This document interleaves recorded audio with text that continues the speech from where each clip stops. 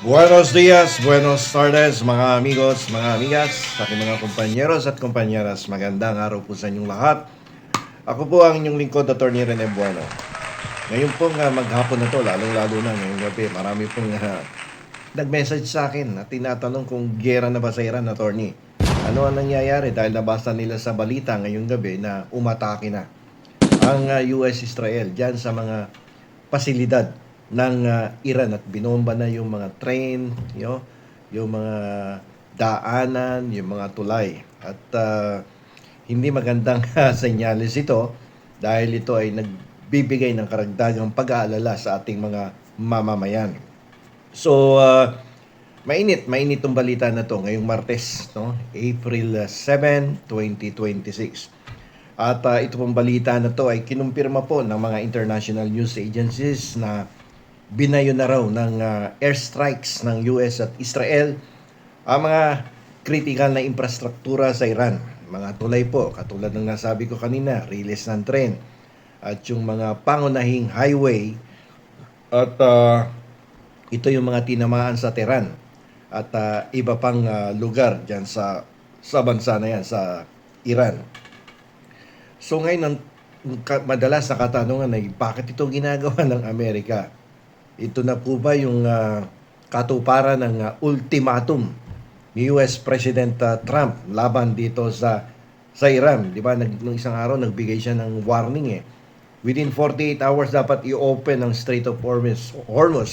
Otherwise, papasok sila sa Iran at aatakihin to at sisirain yung mga pasilidad.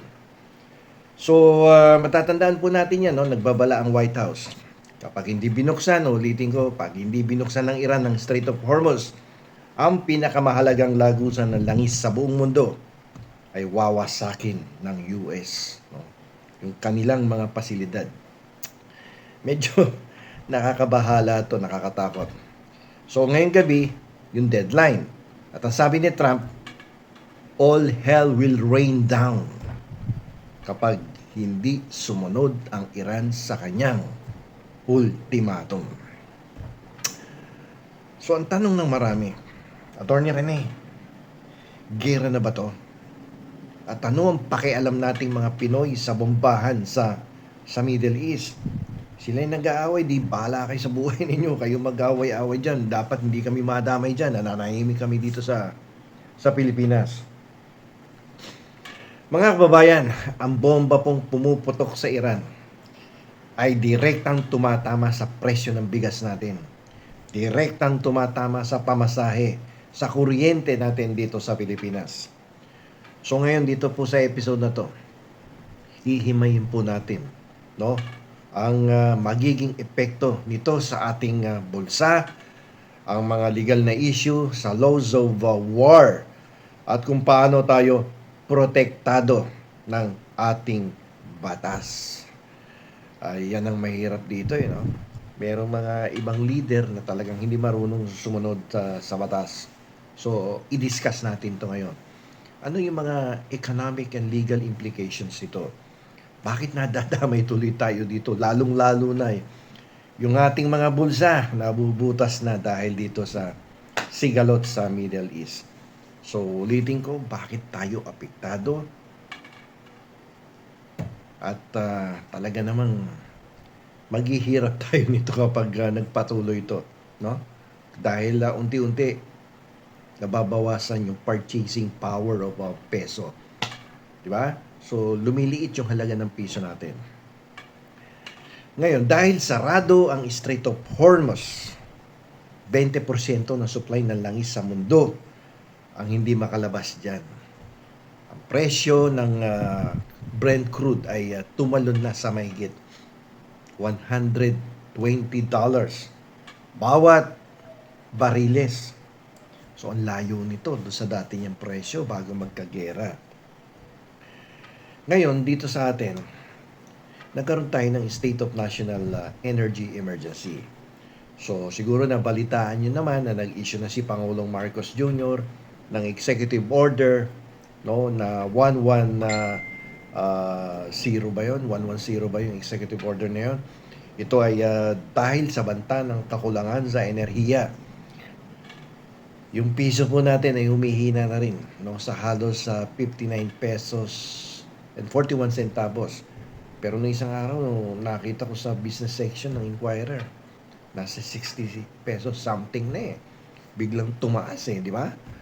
So, ganito yan. Kapag mahal ang krudo, mahal ang kargamento. Ang grocery supply, emergency ay hindi lang sa abroad, kundi nararamdaman na natin sa taas ng presyo ng bilihin sa palengke. Ngayon, dumako po tayo doon sa isang aspeto ng problema na to.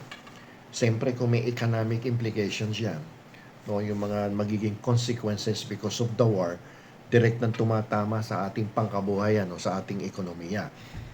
Definitely, sasabit dyan yung mga legal consequences or legal implications. At katulad nga ng sinabi ko kanina, ang dami nagtatanong sa akin, attorney, ano ba to? Ito ba ay isang gera na? Ito ba ay war crime? Yung nangyayari dyan sa pag-atake ng Amerika sa Iran. Ngayon, bilang inyo pong abogado dito sa aking YouTube channel, silipin po natin ang international humanitarian law.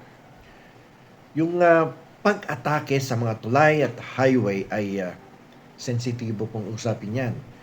Yung pag-atake ng Amerika sa highway, sa mga tulay, sa riles ng tren, no?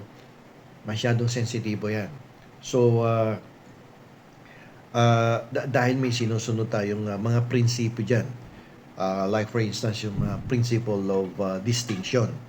So, sa Geneva Conventions po kasi, sinasabi dyan sa convention na yan, sa Geneva Conventions, bawal bombahin ang civilian objects. So, ano ba yung tulay, yung riles, no? Yung mga infrastruktura, mga civilian objects yan. Ang mga tulay at riles ay dual use. Ginagamit yan ng civilian, pero pwede din gamitin ng militar.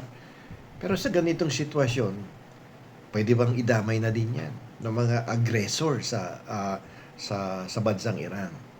Okay, so dito, i-distinguish mo ngayon.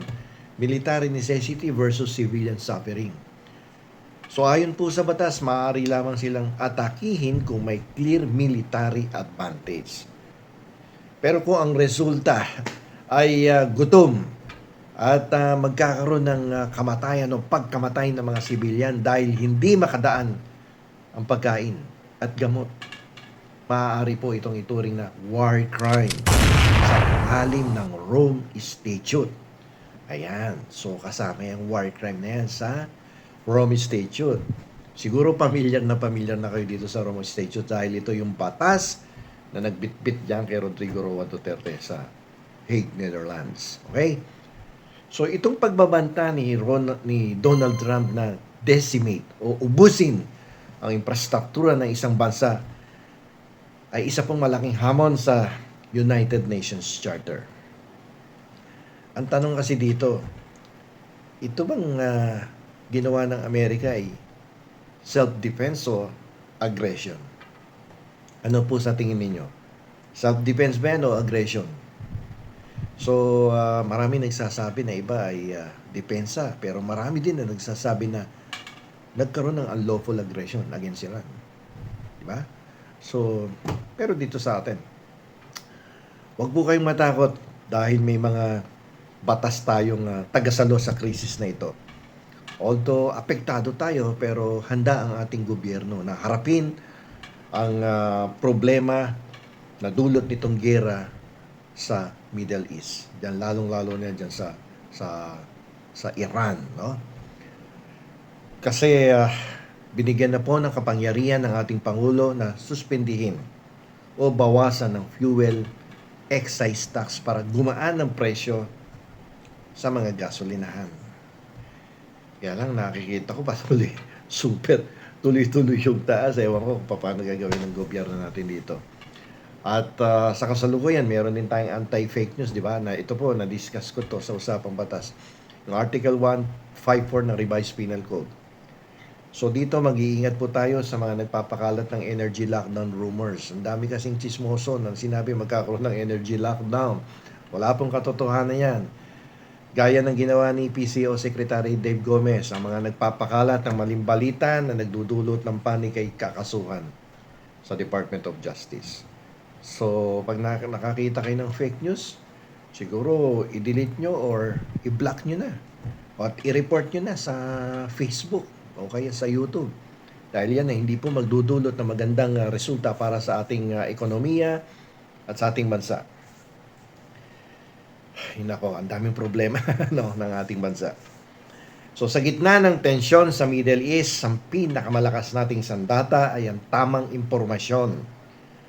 Huwag magpanik, magtipid sa enerhiya, at laging manatiling mapagmatsyag. So ako po ang inyong jurist influencer, si Attorney Rene Bueno. Kung meron po kayong mga katanungan tungkol sa inyong mga legal na karapatan ngayong panahon ng krisis, i-comment nyo po dito sa ibaba. Huwag po ninyong kalimutan mag-like, mag-share, at mag-subscribe dito sa aking YouTube channel para kayo ay laging in the know. Hanggang sa susunod na talakayan, muli ako po ang inyong lingkod, Attorney Rene Bueno. Attorney Bueno, law and beyond. Learn the law, know your